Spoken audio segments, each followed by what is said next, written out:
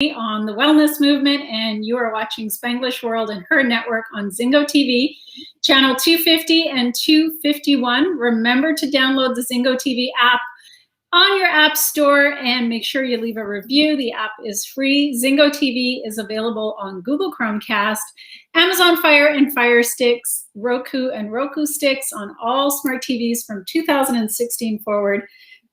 Oh my goodness, what just happened? Oh, sorry, I just had something pop up. Ha! Live shows. I was like, what happened? Did I get booted out of the show? And okay, so today I have a very special guest, Prem. I just want to read her bio so you know you can be as amazed as I am, and you can be equally as impressed as you hear our chat. So Prem is a healer, transformative coach, and teacher committed to the change that she wants to see in the world. She is a powerful guide in supporting you to achieve your greatest possibilities in life and in love. So she is a best-selling author of the book, Opening to Possibility, Becoming Available to Love and Be Loved. She originally trained as a registered nurse. She spent a year working in labor and delivery at an inner city hospital when she decided there had to be better options for women for giving birth. She moved to Tucson, apprenticed with Lay Midwives, and taught prenatal yoga and birthing classes, and was blessed to attend more than 100 births. In 1982, she moved to Fairbanks, Alaska, along with her ex-husband, and was the director of Kundalini yoga and meditation ashram for 8 years.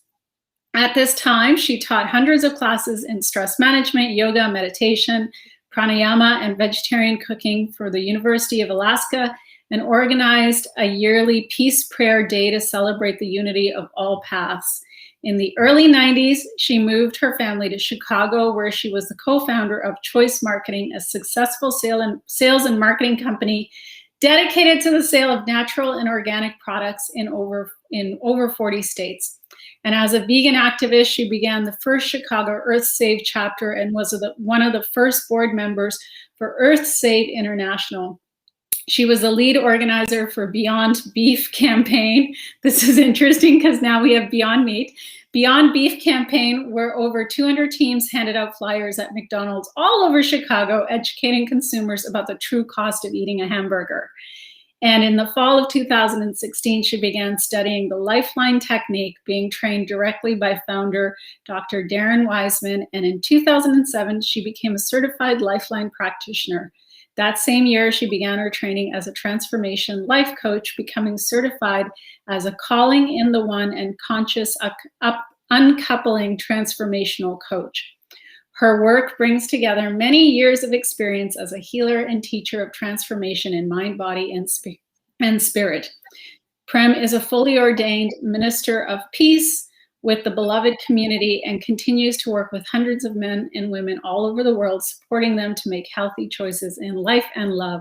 So when she sent me the bio, she said I could pick and choose, but then I read the bio and I was like, no, this is what a body of work over a lifetime looks like. She's had many different chapters, and I'm so happy that you are a guest here today. So welcome to the Wellness Movement.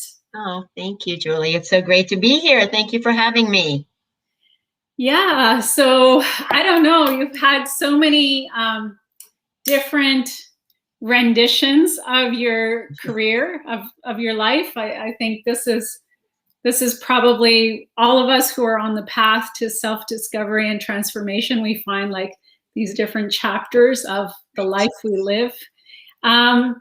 But so there's a couple things that I really want to touch on, which is how you began with Kundalini yoga. Okay. And I also want to make sure that we talk about how you became vegan, because you were vegan before there was Instagram or social media. Long before, yes. Long before. There was no Earthlings movie to talk about the animals or the planet or any of that stuff. But let's start with yoga. Like, how did you find that path? Well, of course, like I say, I'm 68, so that's why I've had many chapters. And I can say what you find is it all kind of comes together and serves as you kind of continue on with just that choice to be of value in the world. But as a young, I really started on a spiritual path very young, but around 18, I had an experience where someone I was close to was killed in a car accident. And I just knew I had to, it was just something I had to seek for in understanding. And this was back in the early 70s, and I kind of took off with a friend. And true story, how I ended up, it's interesting because yoga and vegetarianism at the time, because I never even heard the word vegan, came into my life really the same time, which is that I was traveling with my friend, and this was 1971. We were camping at a lake in Texas by Houston, and there were some guys next to us, and they said, "Hey, we've made a big pot of vegetable stew. Will you come over and have dinner with us?" And we said, "Sure." And one of them, I was 19, and one of them was 29 and had long hair down his back and called himself Animal. And he and I started talking, and we sat up all night talking. And he said to me that he had been a very successful restaurant owner and had lived that life and had just decided that he had to change his life. And he spoke to me about the sacredness of life. And in all honesty, I knew nothing about health. I knew nothing about environment. But when he said that to me, I got it. And I never ate a bite of meat again. That's a true story of how I became beginning of vegetarian. I didn't even know about veganism at that point. But we started traveling together. We lived on an island for a while and settled a little bit in Houston. And around the corner from me was a Kundalini yoga ashram. And I just started going to classes, and it just, again, it spoke to me. And at that point, it was 1972. It took me a couple years till I really kind of dived in. But it just, again, I was seeking, and I just was guided. I've always had that strong sense, because you can imagine, I come from a very Orthodox Jewish family, and taking off on the road and all those things were not super pleasing to my family. And I never wanted to upset anybody, but I just always had this strong calling. It just guided me. And so yoga and meditation, all of that, and vegetarian diet kind of found me at the same time. And it wasn't really until 1989, when I was given the book Diet for New America by John Robbins, that I began to understand the impact of dairy, because I really, again, didn't know that information wasn't out there. So that's really when I became vegan, and we invited John to come to Chicago. I was living in Chicago by that point, but that's kind of the journey around that. It's so interesting because now because of social media, there's so much information out there, but you had to really, I think that was like a divine moment that you guys were camping there and you had the conversation. But the other thing also is that you were open-minded enough to receive the information, because a lot of people receive this information and then they push it away, right? They go, well, that can't be. And it's like, why would I lie to you? What do I have to gain by telling you an untruth? I'm just sharing with you the knowledge that I've learned. And for me, because I have not only the animal rights side, but the planet side, but also the nutrition side, I know that very, very well in terms of the benefits of being on a whole food plant-based diet. I don't necessarily always like to use the term vegan, because there's so many vegan fast food options these days, and that's not exactly what I consider healthy.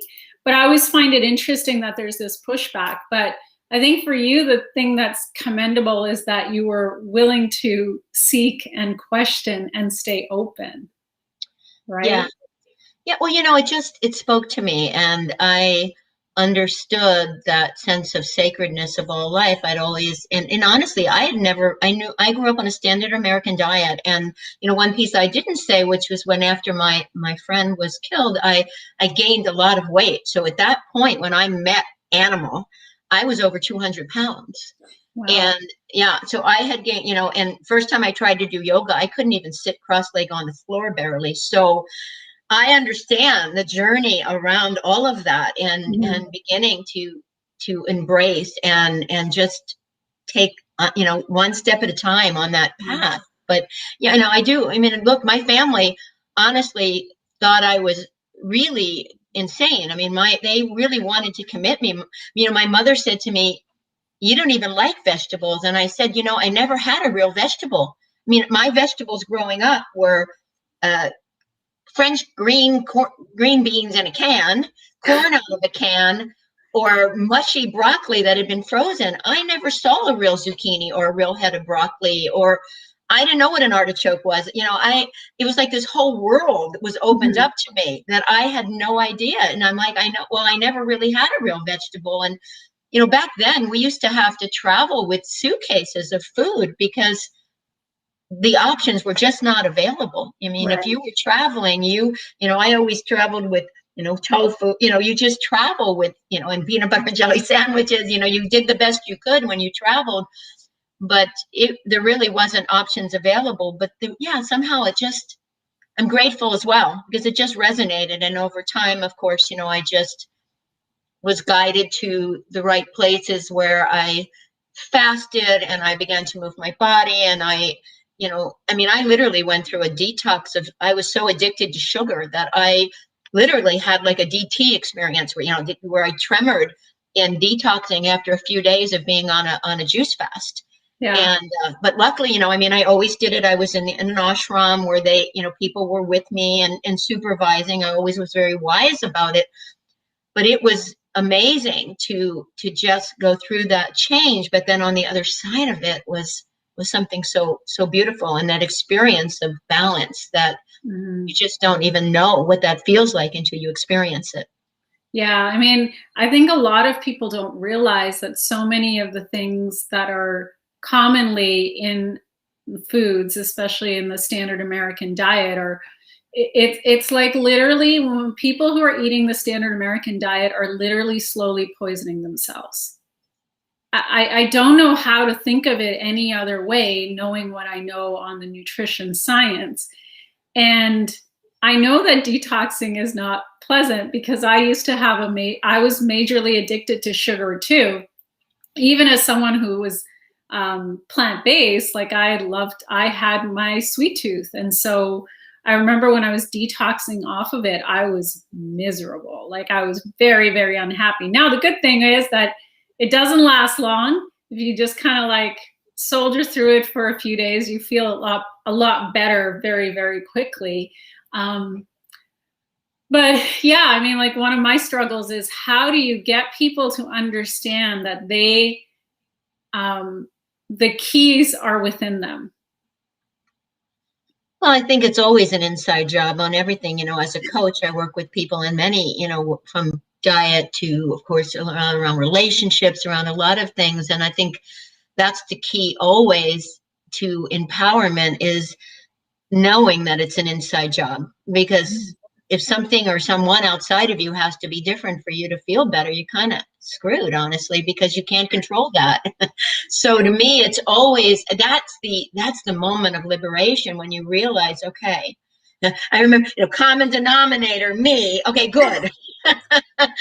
Me. Okay, good. And, honestly, and I've been through many phases in my life, now as somebody who is going to be 69 this summer. And I find and I even I live in a community down in Florida, 55 and older, and a few of us are vegan, but not a lot. And my friend and I started what we call it healthy bodies, healthy, and we have such a huge turnout we did until, of course, this year we didn't have it, but up until the last few years, we had so many, they had to let us have an area outside, because we would have a monthly potluck. But what I find is it gets lonely on a soapbox. Mm-hmm. And so to me, how you inspire people is you show up healthy in your life. You show up happy.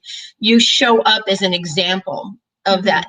And what I find is that, I mean, we just ran into somebody the other day, actually, this friend from Toronto, who looked, we ran into them walking, and he said, I haven't eaten any meat. I have been vegan since, and we just we had no idea that he had made that choice. But Bob and I, my husband, who's also vegan, we told our stories, and we would share, and we would just share information, not from a place of trying to shame somebody, but from a place of here's information. And we really wanted to just have an experience for people where they could see, they could learn about the foods, whole foods, right? So we would have everybody bring, it wasn't a fast food vegan experience. Everybody would make a meal and bring it. So like you said, whole food, plant-based diet, and show them. And people who ate quinoa for the first time, and then we talked about, well, did you know that quinoa has way more protein in it than even, eating a burger, right? It's just really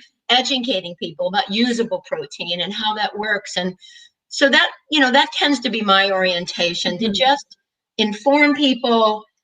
And you know what, everybody's got to come to it in their own way. But when they see you, when they see your life change, when they see you being healthy, I have people come to me all the time in the pool, when I'm at the pool swimming in the afternoons or whatever, and they know, oh, aren't you the one that does that plant-based eating club? And okay, well, tell me a little more about that. And and I find that's it, right? To be the change, as they say.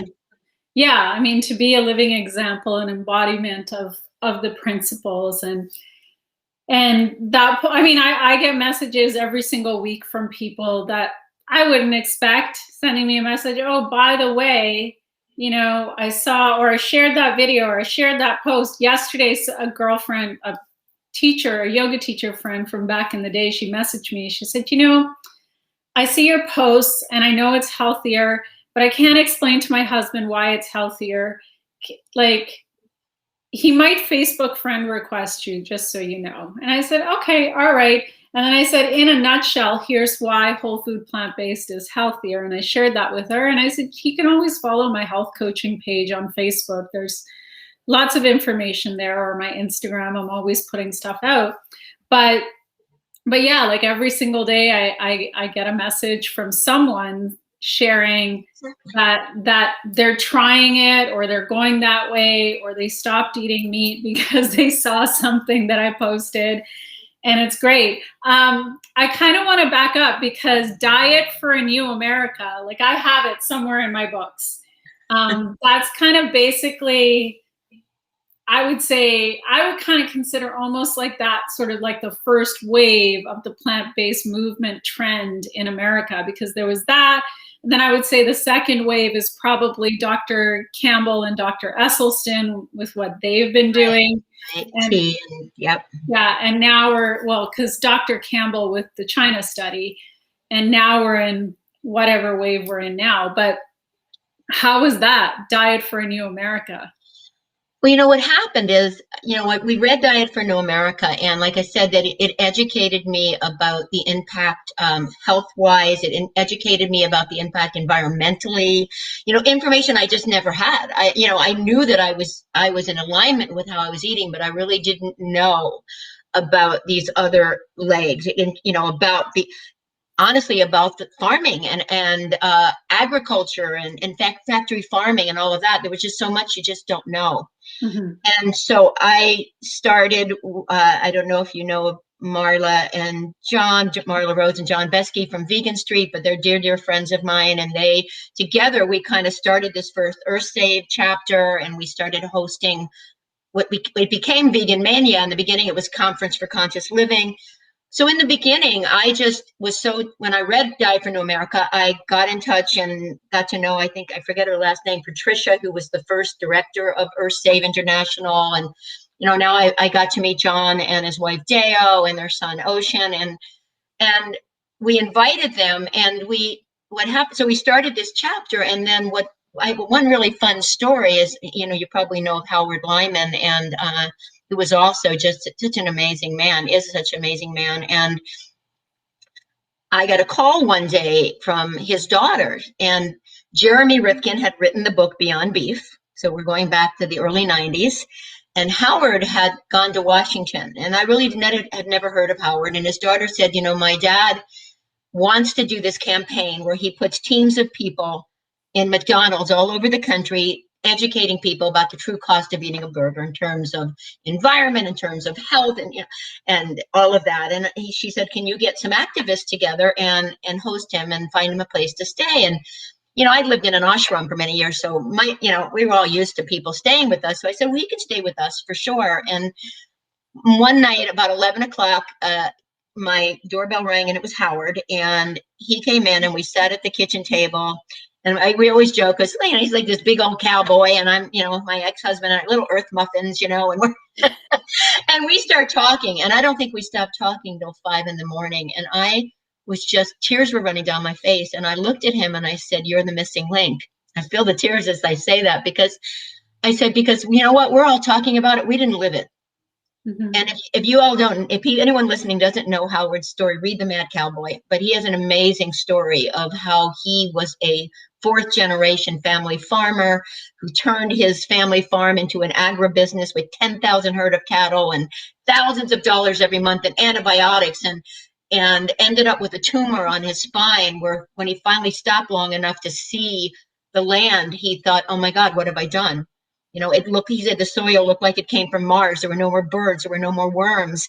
And then he realized his 37-year-old brother had died of cancer. And he had realized, he was like, "Okay, if I ever get to walk again," because he had this tumor and they didn't know if it was operable, "I'm going to spend my life spreading the message of how we need to live." And so he walked out of the hospital. And so he was on the road traveling. And I just said, "Okay, you're who we've been waiting for."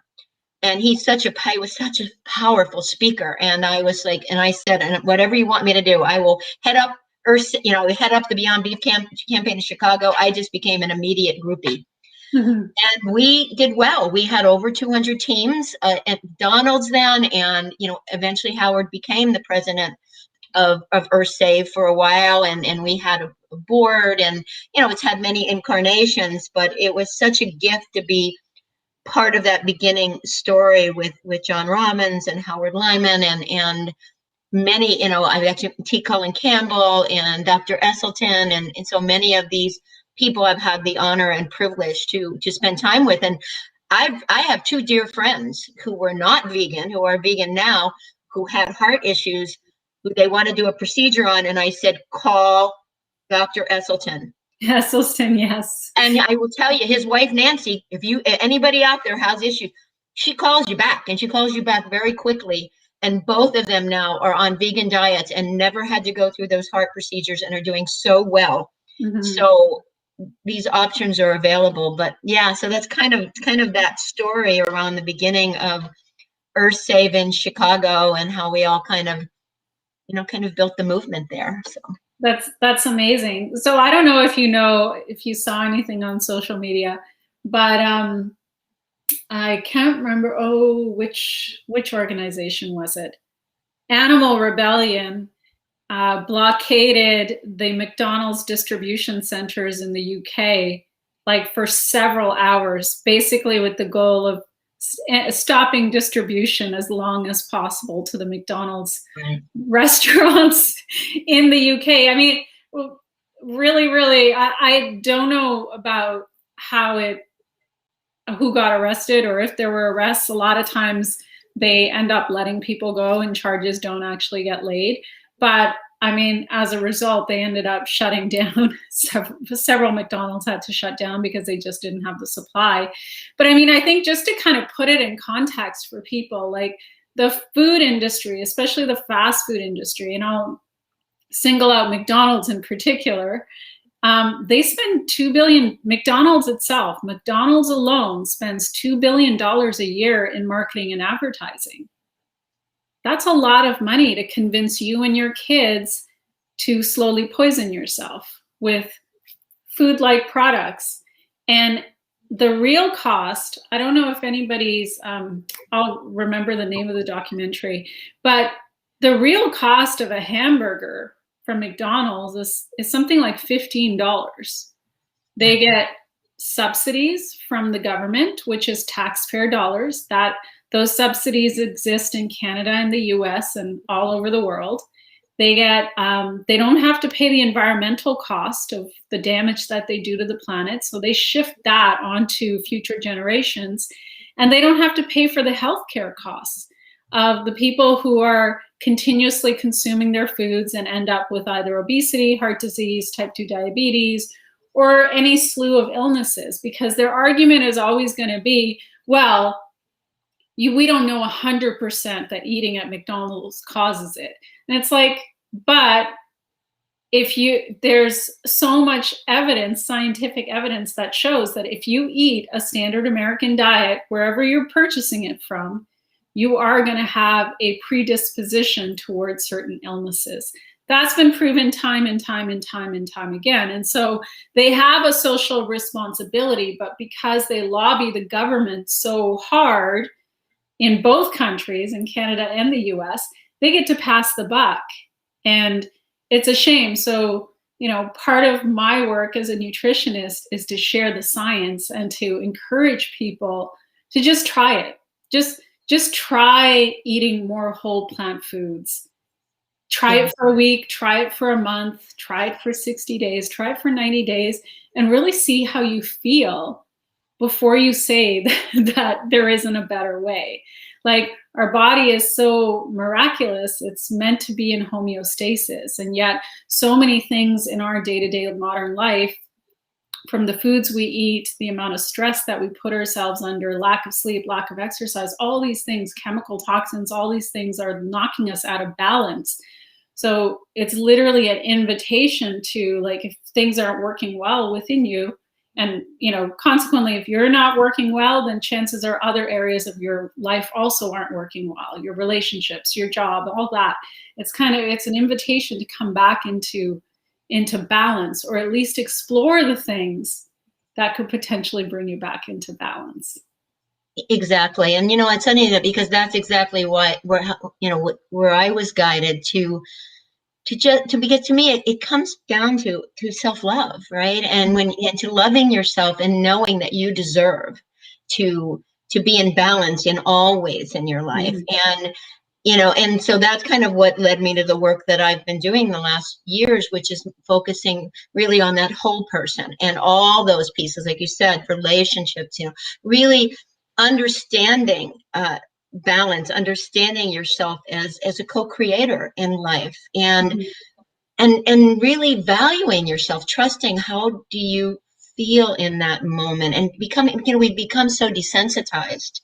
And so coming back to trusting your own voice, to knowing, you're finding your own alignment with that, and knowing what it feels like to be in balance in your life, and then being open. Like, what are those tools? What is that information? Like you said, to try things that and becoming aware. Well, how, people will always say to me, sometimes I always have to laugh, because they'll say, well, what can you eat? And I always say, well, I can eat anything I choose. But I choose, I love eating healthy. I love eating whole foods, and, because it really, having been somebody who was a junk food, who did grow up on a standard American diet, who did, I know how I feel. And in order to me to do the work that I do, I want to be the most centered. I think as a healer, as a coach, as a teacher, I can tell the difference. And so, right, in that sense of inner balance, inner alignment. Oh, I mean, I agree with you wholeheartedly, because I feel the same way. Like, I don't find eating healthy boring. The food that I eat is very, very yummy. And I don't find any of the things that I do on a daily basis to be a chore or to be challenging. I look forward to it. Like, one of my friends asked the other day, like, she did this post on Instagram, like, what makes you feel like you're home? And I said, I get up in the morning, nobody else is awake. I lay my mat and my meditation cushion down the night before. I like being wrapped in blankets. So I have my weighted blanket and my other blanket. And I get up in the morning and I go to my cushion and I wrap myself up in blankets and I close my eyes and I'm at home. To me, it is the most sacred thing that I do in the day. I can't start a day without it. Like, I don't even know. I just don't want to be like, I've meditated now since 2007. So I don't know what I was doing before that. But whatever it was, I know that there were certain aspects of my life that weren't working, and I wasn't happy about it. And there are many aspects of my life now that work. But most importantly, in order for me to do the work that I do, I have to feel good within my entire being to show up with energy and presence. Absolutely. One of the things that I talk about in the book and I share with my clients is that in order to have a healthy relationship with someone else, you must have a healthy relationship with you. Mm-hmm. And having a daily practice is essential. It's just essential to take that time to connect, to be present to you. You know, I've been teaching meditation and yoga for many years, and it's been part of my daily life. And I don't compromise it because I know that is it essential. And if I have to get up early, then I will get up earlier than usual. Mm-hmm. I mean, I'm an early person. I spent many years, of course, getting up at 3:30 a.m. And when I lived in the ashram, and but usually by 5:30 or so, I'm awake and I'm doing my practice, and I treasure it, like you're saying. And to me, it is just being home, and it is taking that time to be, again, it's choosing you. Mm-hmm. It's like when you start to choose you, when you value your relationship with you, when you always say, the truth of who you are and all that is possible for you, that who you really are, and that you are an extension of that which is divine, and you honor. You honor you. This body is a temple, and you honor it, and you know that it is this temple. What happened?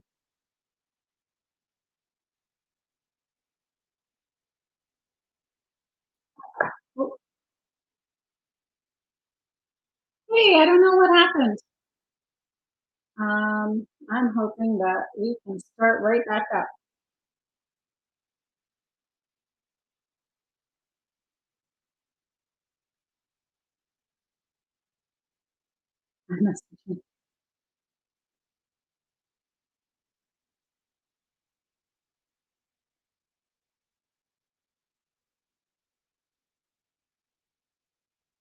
All right, we're still live. So I really liked our conversation. And hopefully we're going to be back.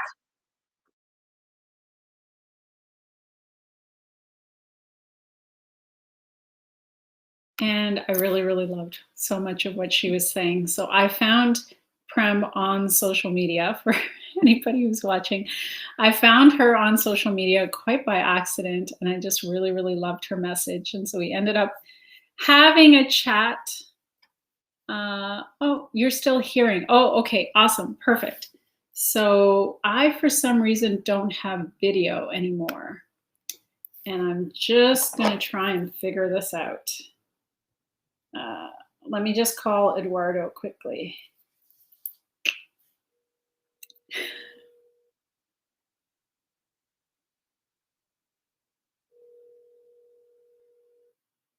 This is fun.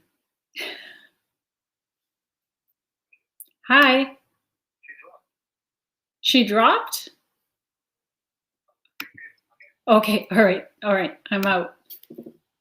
Okay, sorry, let's go back to where you were. So you were talking about taking the time to honor yourself, to love yourself enough to show up for yourself every single day, and taking that time to practice. Absolutely. Because, in that, what I find, you're in the vicinity, clients, a lot of times people feel a little stuck, and I get it. I always say I'm good at what I do because I'm kind of a miracle. So I understand. I know what it feels like to be disconnected from self and feel stuck in all those feelings. But having a practice aligns you and gives you so much more ability. I always say, it puts you in the vicinity of solution. It puts you in, it puts you in the vicinity of growing and information and being able to see clearly the path. It's not that the path isn't there. It's just that when we're staring at the problem and we're not taking the time to connect, you can't see it. That's all that it is. It's not that it's not there. And so it's in that practice, you have access to the solutions. It's like, and it's realizing that it's an and, not an or. You can actually make healthy choices and love your life. Right? You can, people always say to me, well, my choice is, well, I get to eat what I like, and I'm like, no, it's not an or, it's an and. It's an and. Yeah. Yeah, you can eat like you said, I love you can eat what you love. You can find foods that you love and do it in a way that has you feel the way you want to feel. Yeah, To for me, sure. it's always opening that crack of possibility. You've got to believe first. That to me is it's funny. I was working on an Instagram post for today, and I was talking about faith being a choice. And I said, it's like we want to see before we believe. And you got to believe in order to see, right? And that's sometimes the rub, right? But I mean, here's the thing I can also say is that, why do people have more belief in their fears than they have faith, right? Like, people will be worried and stressed out about all kinds of things that have not happened, and yet they won't have faith in the potential for certain things to happen. They won't have trust, or not everybody, but I mean, I think I'm kind of similar like you. I started seeking when I was young. I started yoga when I was young. I kind of like, I don't know, serendipitous things have happened that have led me onto this path. And now I kind of realize I'm exactly where I'm supposed to be, doing the work that I'm supposed to be doing. But it's just getting people to see that you can, why not, instead of putting all this faith into fear, why not put your faith elsewhere, right? Well, I think there's a couple of things. One is momentum can kind of be very, right? Law of attraction is kind of like gravity. And when you're used to focusing in a certain way and thinking a certain way, well, it's going to bring you another thought like that and another thought like that. And so sometimes there is a sense, there's just a ferocity of that momentum. And to me, my work is always to say, look, your past doesn't define your future unless you keep bringing it into your now. So it's time to say, okay, look, I didn't know what I didn't know. Okay, just didn't know what I didn't know. I wouldn't have made some of those choices had I known didn't know. Fine. Yeah. Here I am now. What's the intention? I think that's the other piece that is so important, to become more intentional as a creator in your life, to be more deliberate in that, and to really decide, even if it's general, I want to feel healthy. I want to be happy in my life. And then as you set that intention, you come back and say, okay, then what are the choices that align me with that? What are the choices that align me with that? And you can tell by how you feel. You can tell if that's a choice that's aligning you with what you're committed to. But sometimes it's just saying, look, yeah, this is where I've been, because we have a choice in every minute. You can choose fear, or you can choose love. And sometimes it is just a habit, and it's where you've been focused. So sometimes it takes support. It takes help. I always say we don't become ourselves by ourselves. I had a lot of support along the way. You've shared that you did too. And so sometimes it's somebody helping to hold that container, that it holds you accountable, that you said, wait a minute, I want to create healthy and happy. Okay, that thought, that focus is going in the opposite direction. So it's that gentle turning, right? Yeah. And I should also say that, for people who are on this path, like, I have coaches. I have different coaches for different things, but I have, besides my daily practices of moving and nutrition and yoga and meditation and journaling, I have coaches that I work with so that I can see my own blind spots and work through them. And if for some reason I take a break for whatever reason, I feel off, right?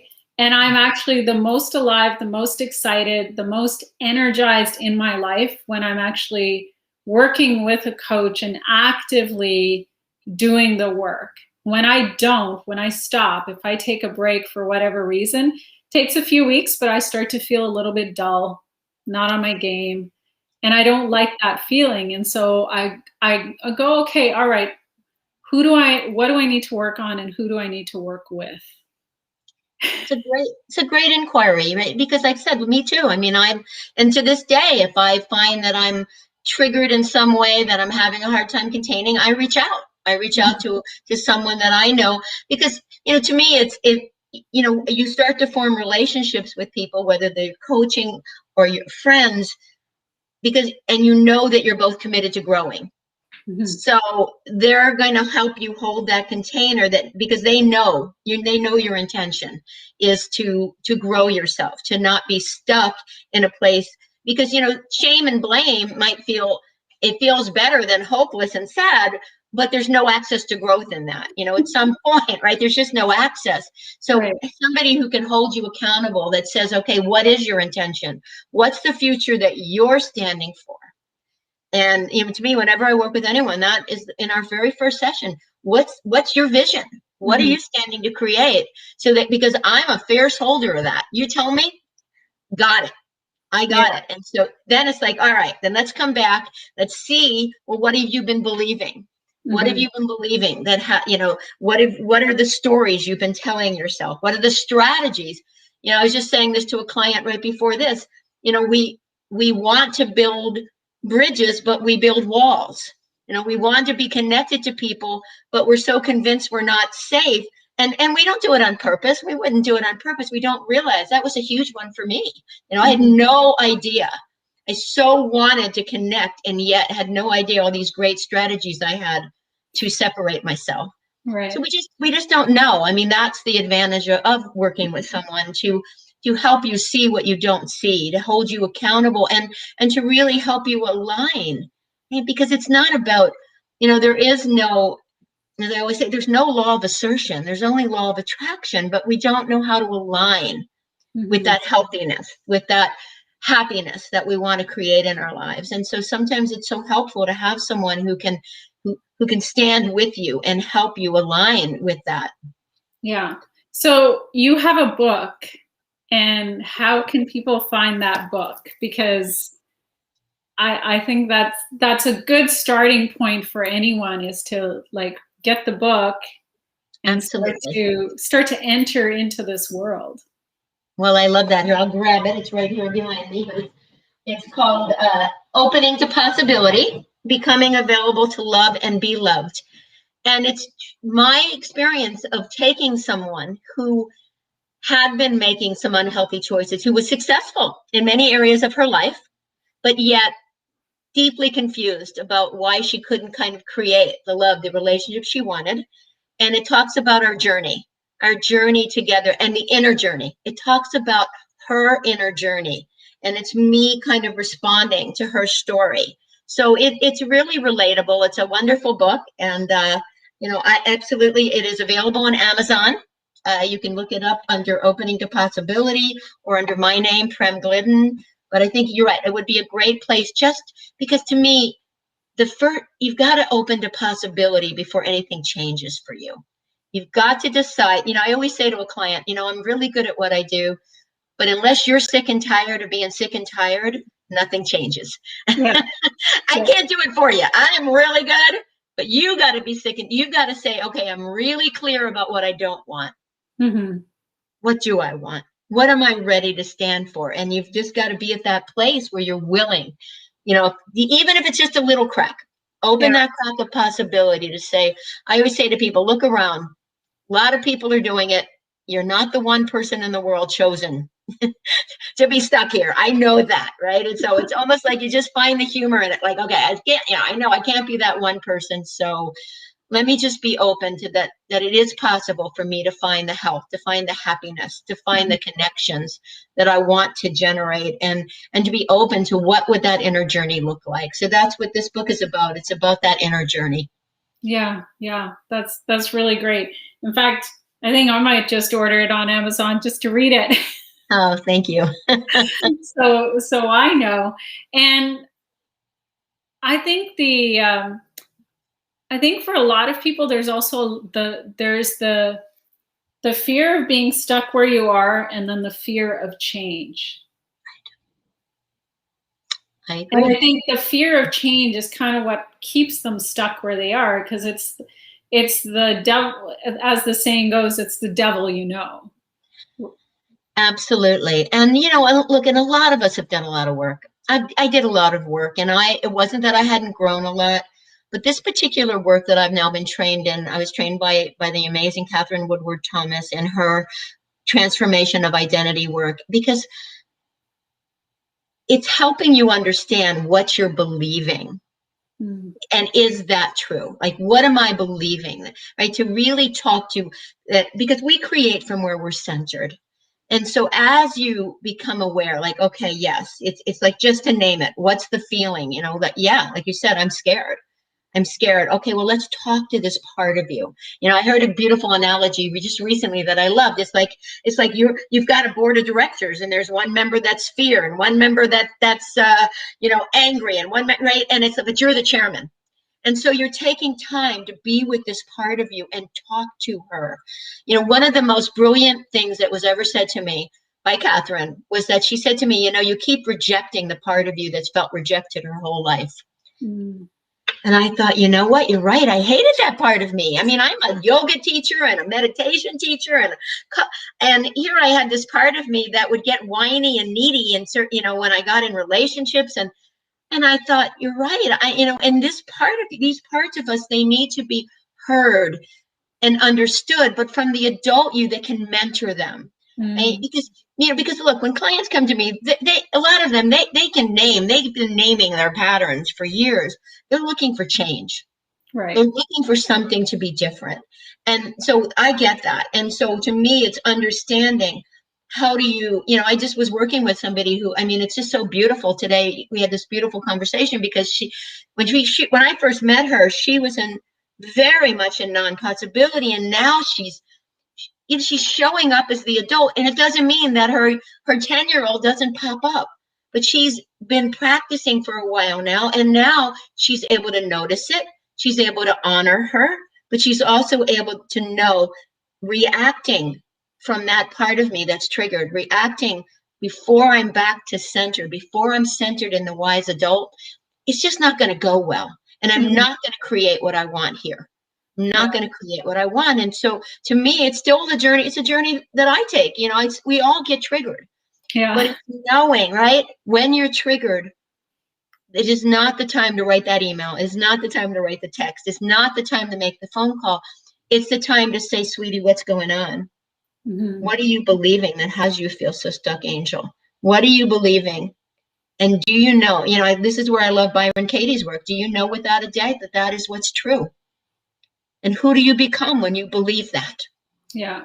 And it's because to me, the key is we go into a trance. And so what I'm always looking for is what's going to wake you up out of that trance? What's going to help you come back to the adult you and to begin to know, well, when am I 50 and when am I 9? Mm-hmm. And so that you begin to recognize it and you begin to navigate your life as the adult with all the wisdom that you have now, right? The maturity and the experience. It's literally re-mentoring yourself. I have to share a funny story with you. I was doing my morning meditation this morning, and I had I've had, like you, I've had, many versions of my life. And when I was married before with my husband, I don't know if I shared this with you, but I was married before. My husband unfortunately passed away. And that was what got me on the path to this work. And in fact, I would say that, like all of these tragedies that we go through in our life, I've had the experience of recognizing that my biggest tragedies have also led to my biggest transformations. It didn't feel like it at the time. At the time, it felt like hell. But anyway, when we had our first home together, we had a tenant downstairs in our basement. We had a basement suite that we rented out.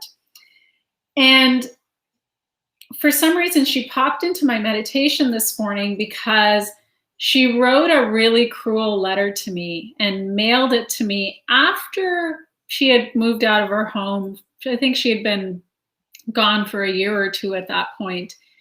And she said some really unkind things. And so there was a part of me, like this sadness came up in this meditation. And I thought, what's really going on?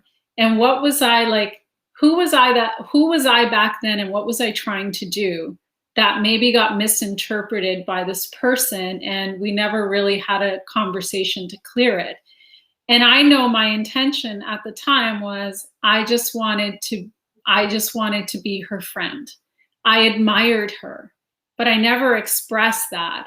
And she had, you know, like sometimes people also have certain stories. Oh, that person's my landlord, or that person's my boss. And there's this natural sort of animosity that comes in. And I thought to myself, I always do, like after my meditation, I do 2 forgiveness practices. So like as I was doing my forgiveness practice, I like made a point of like just really breathing and moving through that, because I don't want to carry this person with me. And I know I am not that person that I was back then. My way of relating to people is different. My way of relating to the world is different. And I mean, I think at the time that she rented a space in our home, I was doing yoga, but it was very early in my practice, and I didn't even really know meditation. There was a lot of the personal development work that I hadn't done. Like I was like light years away from who I am today. But it's just interesting how deep things can get buried and how they pop up every now and again. Absolutely. I always say, things get revealed in order to be healed.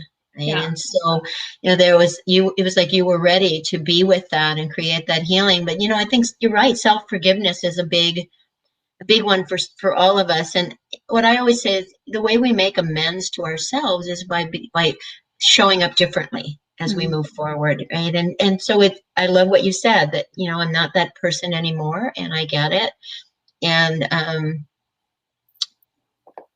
how, the way I show it. And so that you can be personally responsible and see, okay, I can see that even though I wanted to really create a connection with her, I didn't know how to generate that. And so you can be right. And at the same time, you can understand and hold that part of you that did feel sad and disappointed that somehow, that she had written words to you that felt unkind. Right. And so it's like that tenderness where you can hold that and also use it as an opportunity to see, wow, I've really grown. Yeah. And the other thing also is that we can have the best of intentions, and not everybody's going to love us. Beautifully said. Absolutely. I always say, you're just not everybody's cup of tea. I always tell people, who other people are is information about them, not about you. Yeah. And you're not everybody's cup of tea, and not everybody's your cup of tea. And that doesn't mean that you're not worthy of being loved, that you're not worthy of being liked, that there's something wrong with you. It's just that you're not going to connect with everyone. I love that. That's really beautifully said. Yeah.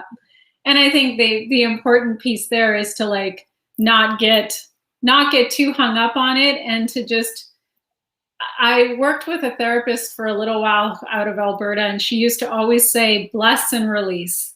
And I'm like, that is a philosophy for life. Like I may not agree with what everybody does or how they go about things, but I can just honestly bless and release. Absolutely. I always say, be a lover, because be loved because you're a lover.